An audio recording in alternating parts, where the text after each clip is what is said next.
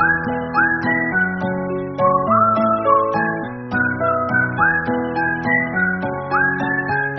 നമസ്കാരം. ഞാൻ അപ്പുകുട്ടൻ വീണ്ടും വന്നിട്ടുണ്ട് കേട്ടോ. ഇന്ന് നമുക്ക് ചെറുപയർ പായസം ഉണ്ടാക്കി നോക്കാം. വെറുതെ ഇരുന്നപ്പോൾ തോന്നിയതാണ് ചെറുപയർ പായസം. അതൊന്ന് ഉണ്ടാക്കി നോക്കിയിട്ട് നാടൻ ചെറുതായിട്ടൊന്ന് ഉണ്ടാക്കി നോക്കാം. നമുക്ക് പോയി ഒന്ന് ഉണ്ടാക്കി നോക്കിയിട്ട് വരാം.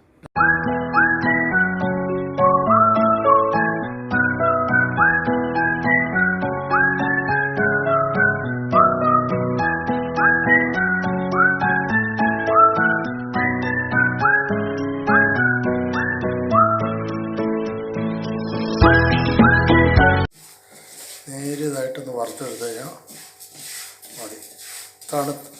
വറുത്തിടാം. ഈ പരുവത്തിലാവുമ്പോൾ നമുക്കത് അടുപ്പ് ഓഫാക്കിയിട്ട് തണുപ്പിക്കാൻ വയ്ക്കാം.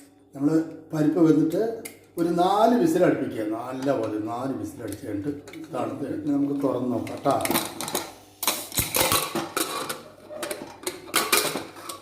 തുറന്നിട്ട് നോക്കി ഇതാ വെന്തിട്ടുണ്ട്. കുക്കറിൽ വെച്ചത് പൊട്ടിയിട്ടുണ്ട്. കുക്കറിൽ ഇളക്കാൻ സൗകര്യമില്ലാത്തതുകൊണ്ട് നമുക്ക് ഇതൊരു വേറെ പാത്രത്തിലാക്കിയതാണ്.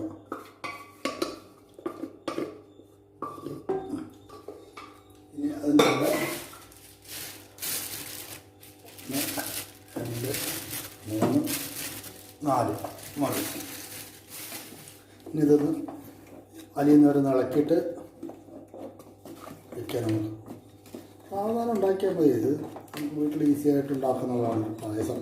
ചെറുതായിട്ട് പരിപ്പ് പായസത്തിലേ ആരും ഇടാത്തൊരു സാധനമുണ്ട്. ഒരു ശകലം 2 ടേബിൾ സ്പൂൺ അരി പച്ചരി കഴുകിയിട്ട് അതിനോട് ചേർക്കും. ഇത് നമുക്ക് ചേർത്ത് കഴിഞ്ഞാൽ നല്ലൊരു തിക്കൻസ് കിട്ടും. കൊഴുപ്പിന് വേണ്ടിയിട്ടാണ് കേട്ടോ. മറ്റേതിന് വേണ്ടി മറ്റേ പൗഡറൊക്കെ ചേർക്കും. അതിനേക്കാളും നല്ലതാണ്.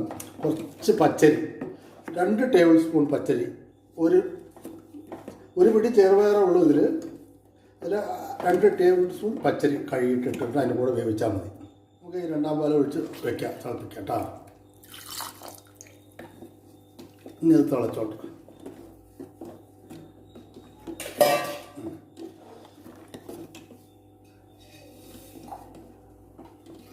ഇത് കുറേ നേരം തിളച്ച് ഒന്ന് വറ്റി പാവൊന്ന് കുറുകുന്ന വരെ ഒന്ന് തിളപ്പിച്ച് കഴിഞ്ഞാൽ നല്ല പായസത്തിന് വേറെ ടേസ്റ്റാണ്. നല്ല പാവ് കുറുകിയാൽ മതി.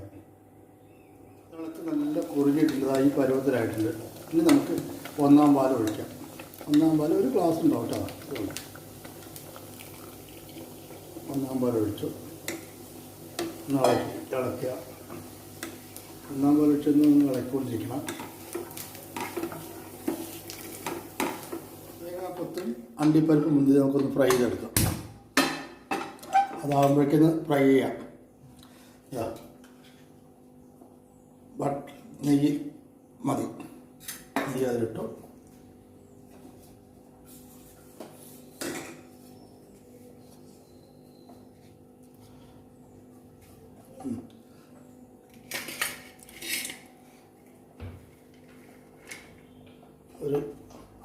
ഇത്രയൊന്നും വേണമെന്നില്ല.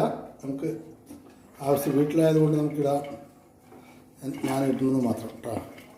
1/2 മൂടി തേങ്ങയുടെ പൊതിയുണ്ട്. അത് ഫ്രൈ ആക്കാം.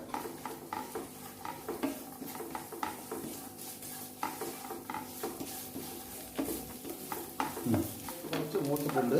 നമുക്കിതിലേക്ക് അണ്ടിപ്പരിപ്പ് അതൊന്നും വേണ്ട. നമ്മൾ വീട്ടിലായതുകൊണ്ട് ഇട്ടുന്നത് മാത്രം. ഇത് 2 കൂടി പിടിച്ചിടാം.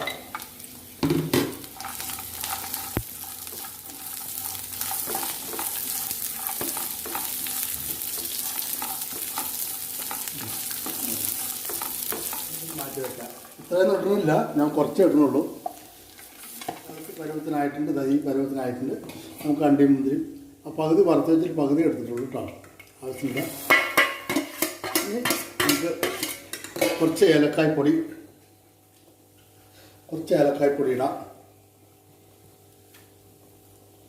ഏലക്കായ്പ്പൊടി ഇട്ടു. ഇനി ഒരു നുള്ള് ഉപ്പിടാം.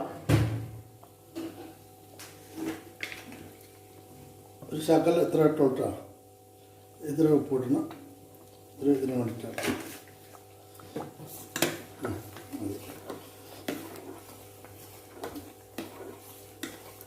റെഡിയായിട്ടുണ്ട്. ഇനി സ്റ്റവ് ഓഫ് ആക്കുക കേട്ടോ.